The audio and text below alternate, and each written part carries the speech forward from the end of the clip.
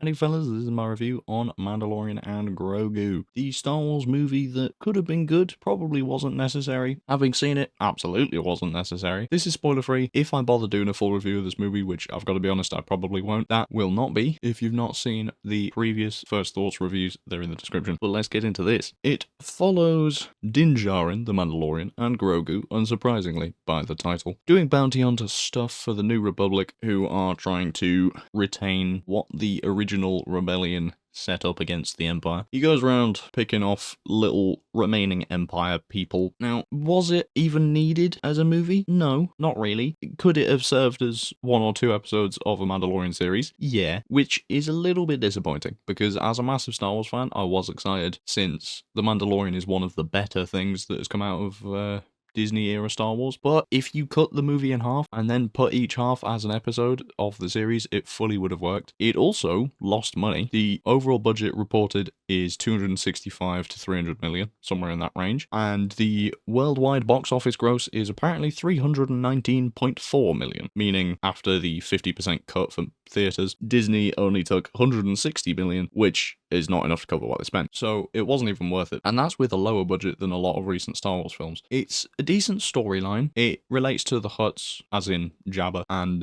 his son Rotter the Hutt, played by that one guy from The Bear. And it vaguely is just kind of an excuse to link him into the mainline universe other than Luke already being there in the series. But it just didn't really need to exist. It fills up its time nicely, but that doesn't necessarily mean it was interesting the whole time. It's a consistent level of attention grabbing. So there's no, like, you know, drops into boring moments or really overly exciting moments. It's just kind of flat.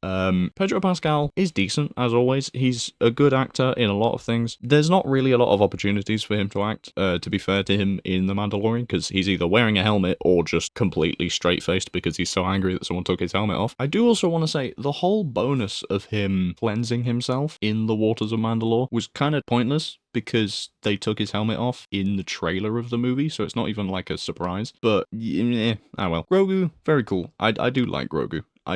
I want to know what they're going to do with him to keep him out of the mainline universe, because supposedly he goes to train with Luke, but then comes back to the Mandalorian, and that is how he stays out of mainline, because he doesn't go on to become a Jedi, he stays as the Mandalorian's apprentice. But then, you know, obviously the whole thing of living centuries beyond him, I'm not entirely sure what the excuse is for that. Visually, it was decent. I don't think there were any overly CGI'd moments. I mean, obviously there are quite a few of them, because it's Star Wars, there's going to be, but it all looked decent. Music is good, I guess. I mean, the Mandalorian theme is a nice one. It's, to be honest, not really worth a watch because it doesn't advance the story of the Mandalorian, like, at all. So even if you do like the series, it doesn't really push it anywhere. It's just kind of an extra thing. So to me, there's a little bit of a disappointment. But if you are a Star Wars fan overall, it probably is still worth a watch just for the sake of the franchise, I guess. There's no stereotypical Star Warsy things, obviously, because it's The Mandalorian. It's not a mainline thing. There's no Jedi. There's no whatever else. But the Hutt connection is vaguely interesting. The picking off little Empire dudes is vaguely interesting. Sigourney Weaver's cool, I guess. But other than that, it doesn't really contain a lot. It felt like a bit of a waste of time. I do like the cover art, though, of the poster, I do have to say, because I know someone who works at a cinema,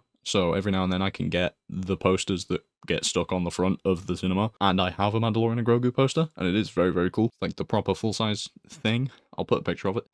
So that is quite cool, even just for the sake of having a Star Wars poster. The movie best character in the whole thing, I do have to say, is the 3 little Babu Fricks that it has. They're just quite funny. It's just little dudes, just little guys. I want one. That's it, really. I want one. Unfortunately, for a Star Wars film, there's not actually really a lot to say, which is quite sad, because even though it's, like I said, one of the high points of the Disney era, it's still kind of a low point generally of Star Wars. And a lot of people compared it to stuff like The Backrooms and Obsession to go like, these films are incredible because they did better than a Star Wars movie, and that's insane.